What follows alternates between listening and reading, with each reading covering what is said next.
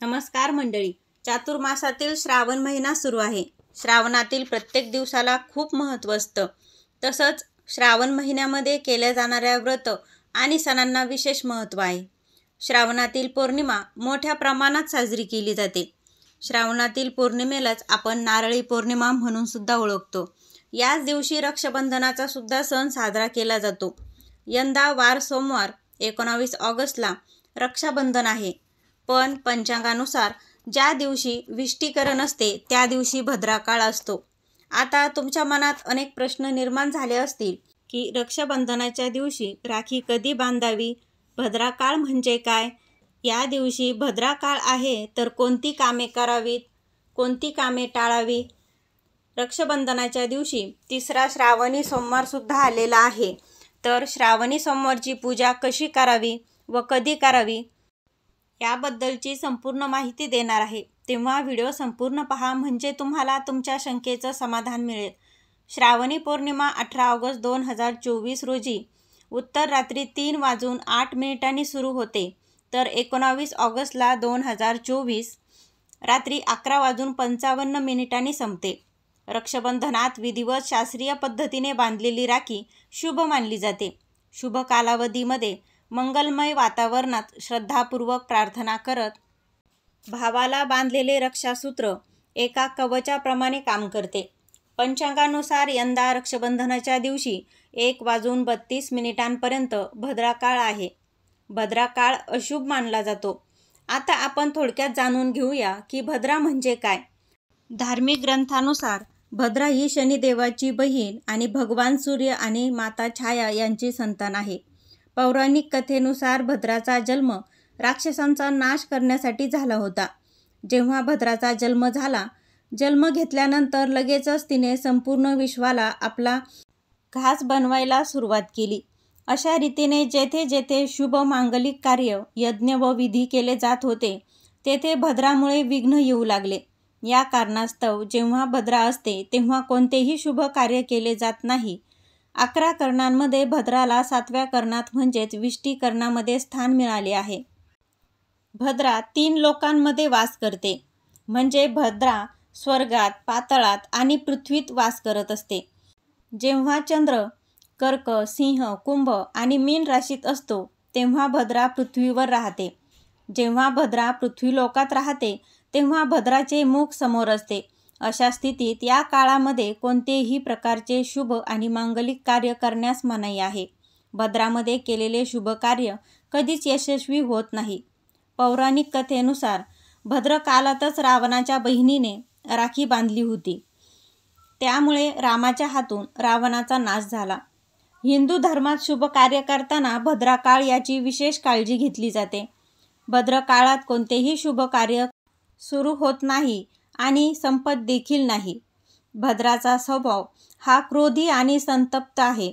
भद्राच्या स्वभावामुळे देवांनी तिच्याशी लग्न करण्यास नकार दिला. तेव्हा ब्रह्माजीने भद्राच्या प्रकृतीवर नियंत्रण ठेवण्यासाठी पंचांगाच्या विशिष्ट वेळेचा एक भाग भद्राला दिला.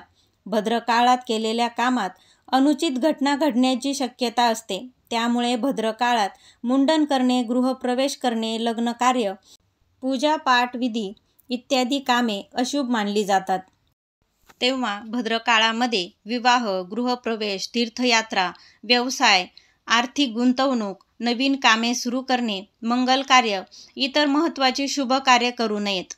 बघा, त्या उलट तुम्ही जर तुमची कोर्टामध्ये काही केस चालू असेल किंवा कुठेतरी वादविवाद जिथे तुमचं खटला मांडलेला आहे तर तुम्ही अशा वेळेस युद्ध करणे, शस्त्र वापरणे, शस्त्रक्रिया करणे, यज्ञ, हवन इत्यादी कामे तुम्ही करू शकता. म्हणजे तुम्हाला भद्रकाळामध्ये अशी जर तुम्ही कामे केली तर तुम्हाला निश्चितच त्याचा लाभ होणार आहे.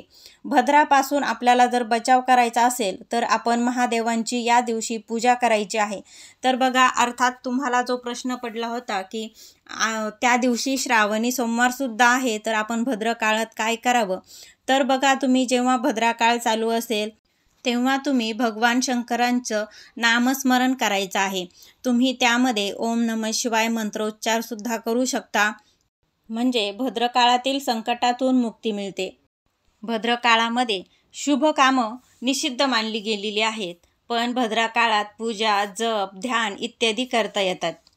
परंतु भद्रा काळात मुख्य सणांची म्हणजे जी मुख्य पूजा असते तर ती करू नये, ती करणं टाळावं.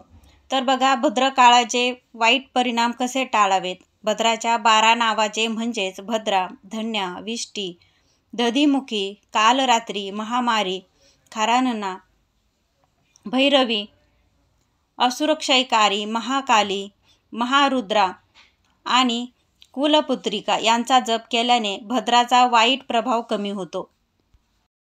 तर मंडळी, आपण आत्तापर्यंत भद्रा काळविषयी संपूर्ण माहिती पाहिली. तुम्हाला आता प्रश्न पडला असेल की आपण भद्र काळामध्ये सत्यनारायणची पूजा केली तर चालते का? तर बघा, माझं तुम्हाला एक सजेशन राहील की पौर्णिमा ही संध्याकाळपर्यंत आहे, त्यामुळे आपण जर महादेवांची सुद्धा जर प्रदोष काळात पूजा केली तर अतिशय उत्तम मानली जाते. तर तेव्हा आपण पूजा करू शकता. आणि सत्यनारायणाची पूजासुद्धा फक्त पौर्णिमा असेपर्यंत आपण केव्हा पण केली तरीसुद्धा चालते. तेव्हा तुम्ही तिन्ही सांजेच्या वेळेससुद्धा तुम्ही जेव्हा महादेव शंकरांची पूजा करून आल्यानंतर तुम्ही सत्यनारायणाची पूजा केली तरीसुद्धा चालते. तर बघा, आता मी तुम्हाला थोडक्यात आपण रक्षाबंधनाचा शुभमुहूर्त सांगते.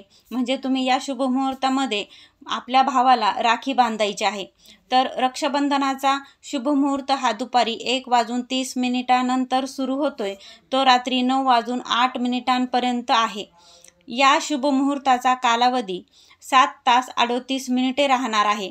रक्षाबंधनासाठी तुम्हाला दुपारचा मुहूर्त 1:43 ते सायंकाळी 4:20 असा शुभमुहूर्त आहे.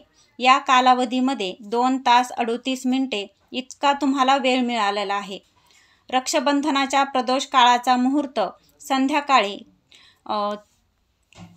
6:56 ते रात्री 9:08 असा इतका आहे. तर मंडळी, तुम्हाला आजच्या व्हिडिओमधली माहिती कशी वाटली हे मला कमेंटद्वारे नक्की कळवा. व्हिडिओ आवडला तर व्हिडिओला लाईक करा, शेअर करा. चॅनलवर जर तुम्ही नवीन असाल तर जरूर चॅनलला सबस्क्राईब करा. भेटूया पुन्हा अशाच एका नवीन माहितीबरोबर. तोपर्यंत श्री स्वामी समर्थ.